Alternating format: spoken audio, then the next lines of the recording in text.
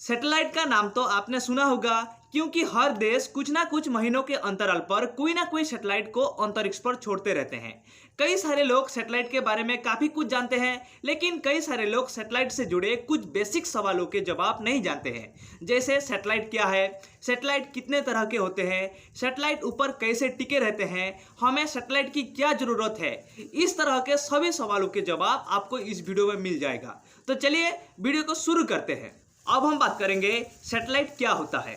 Satellite को हिंदी में उपग्रह कहते हैं। ये छोटे छोटे ग्रह या ऑब्जेक्ट होते हैं जो किसी ग्रह की परिक्रमा करते हैं। जैसे पृथ्वी का उपग्रह चंद्रमा है, ठीक ऐसे ही। लेकिन यहाँ बात हम सैटेलाइट की कर रहे हैं जिन्हें हम पृथ्वी से अंतरिक्ष में छोड़ते हैं, जबकि चांद तो पहले से ही अंतरिक्ष में मौजूद है। इसे समझने के लिए हमें पहले यह समझना होगा कि सैटेलाइट मतलब उपग्रह कितने प्रकार के होते हैं। तो सैटेलाइट दो प्रकार के होते हैं। एक हो गया आपका नेचुरल सैटेलाइट यानी प्राकृतिक उपग्रह, और दूसरा हो गया आर्टिफिशियल सैटेलाइट यानी कृत्रिम उपग्रह। अब हम बात करेंगे नेचुरल सैटेलाइट यानी प्राकृतिक उपग्रह क्या है। ऐसे उपग्रह जो पहले से किसी ग्रह के चक्कर लगा रहे हैं और जिन्हें बनाने में मानव का कोई योगदान नहीं है, उन्हें प्राकृतिक उपग्रह कहते हैं। जैसे चंद्रमा पृथ्वी का उपग्रह है। अब हम बात करेंगे आर्टिफिशियल सैटेलाइट यानी कृत्रिम उपग्रह क्या है। ऐसे उपग्रह जो मानव द्वारा बनाए जाते हैं और अंतरिक्ष में पृथ्वी की कक्षा के आसपास छोड़े जाते हैं, उन्हें कृत्रिम उपग्रह कहते हैं। जैसे भारत द्वारा भेजा गया उपग्रह आर्यभट्ट है। अब हम बात करेंगे भारत के प्रमुख सैटेलाइट के बारे में। भारत में सैटेलाइट बनाने और भेजने की जिम्मेदारी इसरो की है। भारत ने अपना पहला सैटेलाइट आर्यभट्ट साल 1975 में भेजा था, लेकिन इसे रूस के द्वारा रूस से ही भेजा गया था। इसके बाद भारत ने साल 1979 में रोहिणी नामक का सैटेलाइट भारत में ही सतीश धवन स्पेस सेंटर श्रीहरिकोटा से भेजा, जो भारत का पहला सैटेलाइट बना। तब से लेकर आज तक भारत कई सारे सैटेलाइट अंतरिक्ष में भेज चुका है और वर्तमान में भारत कई देशों के सैटेलाइट को अपने लॉन्च व्हीकल से भेजता है। भारत के प्रमुख सैटेलाइट की बात करें तो उनमें INSAT, IRS, GS80, EDUSAT, Cartosat, Chandrayaan, MOM, Chandrayaan, रिसोथ है।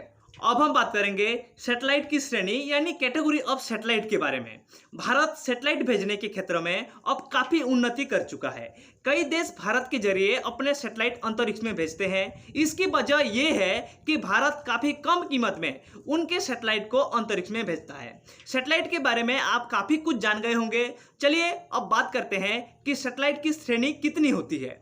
सैटेलाइट की श्रेणी को 3 भागों में विभाजित किया गया है। पहला हो गया आपका LEO यानी लो अर्थ ऑर्बिट, दूसरा हो गया आपका MEO मीडियम अर्थ ऑर्बिट, तीसरा हो गया आपका HEO यानी हाई अर्थ ऑर्बिट।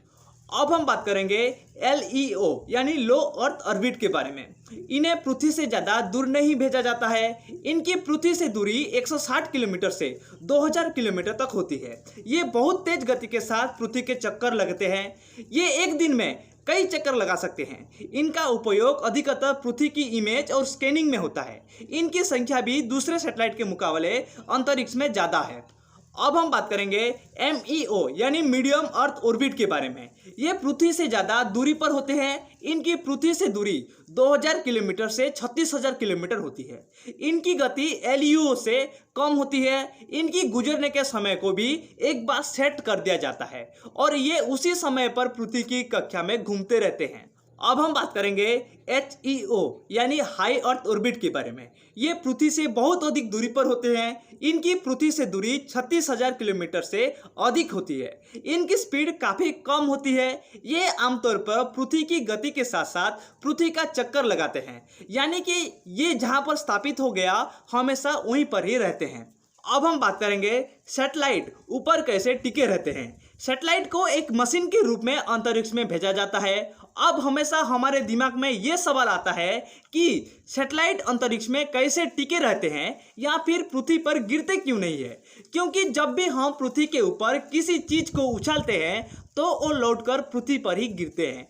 ऐसे में सैटेलाइट को भी गिर जाना चाहिए, फिर वो टिकी कैसे रहती है यानी ऊपर कैसे रहती है। दरअसल सैटेलाइट के ऊपर रहने का कारण ग्रहों का स्वयं का गुण है। हम सभी ये जानते हैं कि पृथ्वी पर गुरुत्वाकर्षण बल है, जिसके कारण ऊपर फेंके जाने वाली चीज वापस नीचे आ जाती है। लेकिन गुरुत्वाकर्षण बल पृथ्वी के ऊपर एक दूरी तक ही काम करता है और उसके बाद ये समाप्त हो जाता है। गुरुत्वाकर्षण बल से निकलने के लिए सैटेलाइट को रॉकेट द्वारा लॉन्च किया जाता है, जिसकी स्पीड 11 किलोमीटर 200 मीटर प्रति सेकेंड या फिर उससे भी ज़्यादा होती है, क्योंकि इसी स्पीड से हम गुरुत्वाकर्षण बल को पार कर सकते हैं। जब सैटेलाइट गुरुत्वाकर्षण बल को पार कर जाता है तो वो फिर उसे अपनी ज़रूरत के हिसाब से और दूरी पर भेजा जाता है और इसके बाद ये पृथ्वी की कक्षा में स्थापित हो जाता है और वहीं पृथ्वी के चक्कर लगाता रहता है और घूमता रहता है।